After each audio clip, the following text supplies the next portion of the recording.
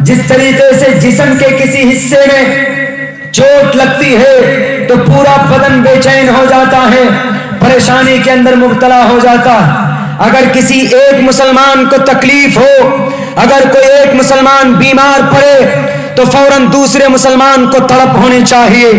اگر ایک محلے والے کو کوئی دقت ہو، اگر ان کے اوپر ناجائز طور پر کیس ہو جائے، ناجائز طور پر اس کے اوپر مقدمہ چل جائے، تو دوسرے محلے والے کو اس کا سپورٹ کرنا چاہیے اور اس کی ہمت اور اس کی مدد کرنی چاہیے۔ لیکن نہیں، یہاں پر ایک مسلمان دوسرے مسلمان کا خون کا پیاسا ہو گیا۔ ملک ہندوستان کے اندر یہی کوشش اور یہی سازشیں رچی گئی تھی۔ ایک زمانے کے اندر بریلوی اور لکھنؤ اور دیوبند اور مختلف جگہوں کے اوپر بیٹھ کر کچھ لوگوں نے اس قوم کو بانٹ دیا کہ تم یہ مسلم ہو، تم فلاں مسلم ہو، تم دیوبندی ہو، تم بریلوی ہو، تم اہل حدیث ہو۔ بانٹ دیا لوگوں کو، الگ الگ مکتب فکر میں بانٹ دیا ہے۔ ایک 1.5 انچ کی مسجد بنوا دی اور یہ کہہ دیا کہ تمہاری مسجد میں وہ نہ جائے اور اس کی مسجد میں تم مت چلے جانا۔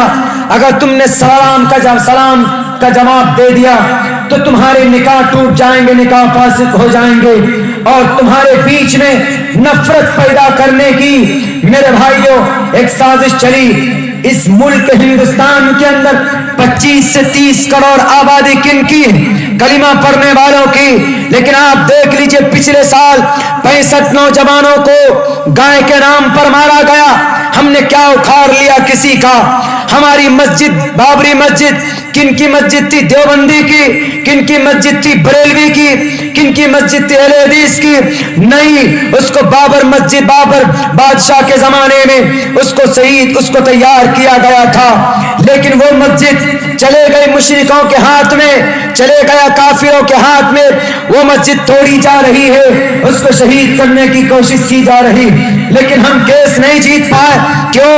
مسجد کے دعوے دار 3 لوگ ہو گئے، وقف سنی بورڈ کے لوگ الگ ہو گئے، پرسنل لا الگ ہو گئے، اور شیعہ وقف بورڈ الگ الگ ہو گئے۔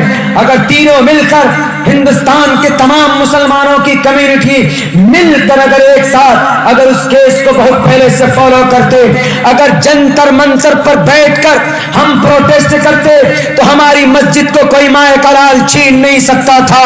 لیکن مسجدیں چھینی گئی۔ کشمیر کی وادی کے اندر 7 سال کی معصوم بیٹی آصفہ کی عزت کو لوٹا گیا تھا۔ بتاؤ اس بچی کا تعلق کون سے مکتب فکر سے تھا؟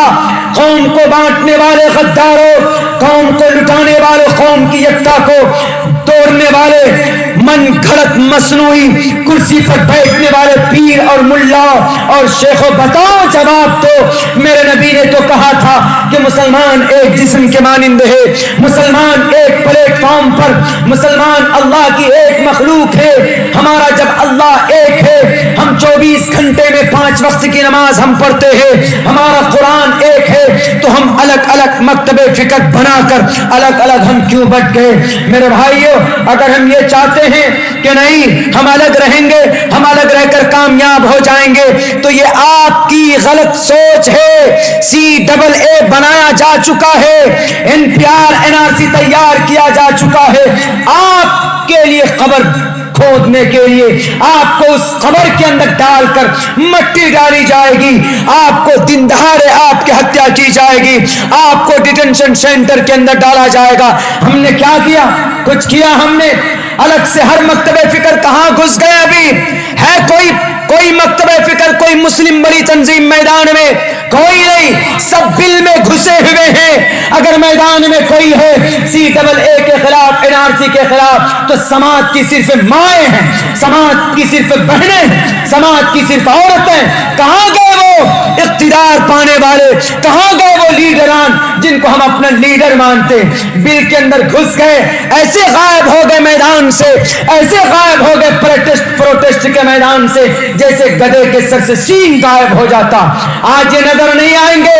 یہ قوم لٹ رہی، اس قوم کو ہلاک کرنے کی کوشش کی جا رہی ہے، لیکن کچھ لوگ ہیں جو چپ چاپ تماشائی بنے بیٹھے دیکھ رہے ہیں۔ میرے بھائیوں، ہمیں ایک ہونا ہوگا، ہمیں متحد ہو کر اس دیش کی آن بان شان کو بچانا ہوگا, اس دیش کے سموِدھان کو بچانا ہوگا. اگر آپ یہ سمجھتے ہو کہ مولانا عبداللہ ہم الگ الگ رہ کر ظالم کا مقابلہ کریں گے تو نہیں کر پاؤ گے. یاد رکھو, تاریخ اندلس, تاریخ اسپین آپ کے سامنے ہے. اسپین میں کیا ہوا تھا؟ ملک اسپین 800 سال تک کلمہ پڑھنے والوں کی حکومت تھی. زمین کا کوئی حصہ ایسا باقی نہیں تھا جہاں پر قرآن کی تعلیم نہ ہوتی ہو.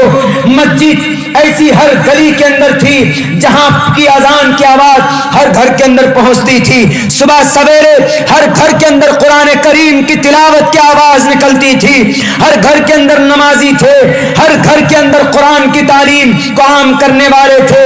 لیکن وہاں پر وہی ہوا تھا جو آج ملک ہندوستان کے اندر ہو رہا. تم دیوبندی, تم بریلوی, تم جماعت اسلامی, تم اہل حدیث ہو, ہم تم سے ہاتھ نہیں ملائیں گے, ہم تمہارے قریب نہیں جائیں گے, اس لیے کہ تمہارا سسٹم الگ ہے, اس لیے کہ تمہارا مکتب فکر الگ ہے.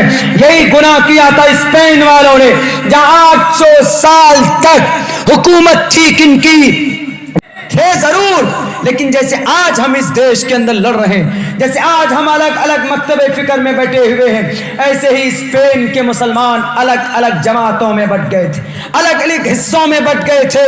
تو اللہ تبارک و تعالیٰ نے ان کو, ان کے اوپر ظالم بادشاہ کو مسلط کیا, تاتاری کو.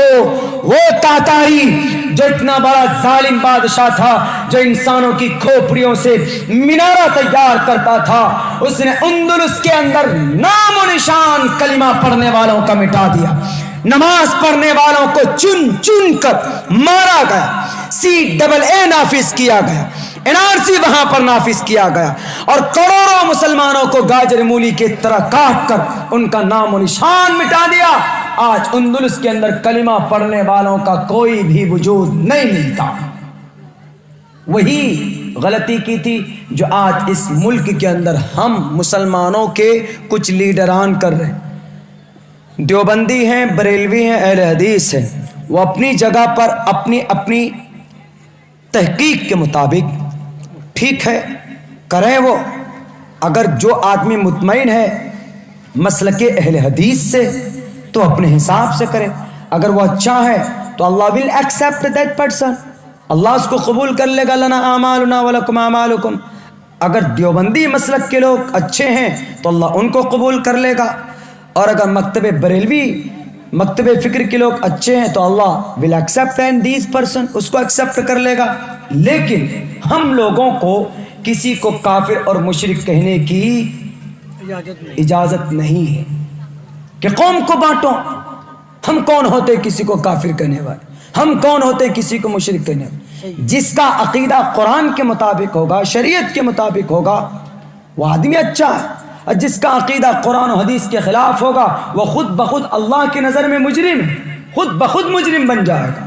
ہمارے اور آپ کو کہنے کی ضرورت ہی نہیں. No need to explain. What is need to make the partition between the all ummah? What is it?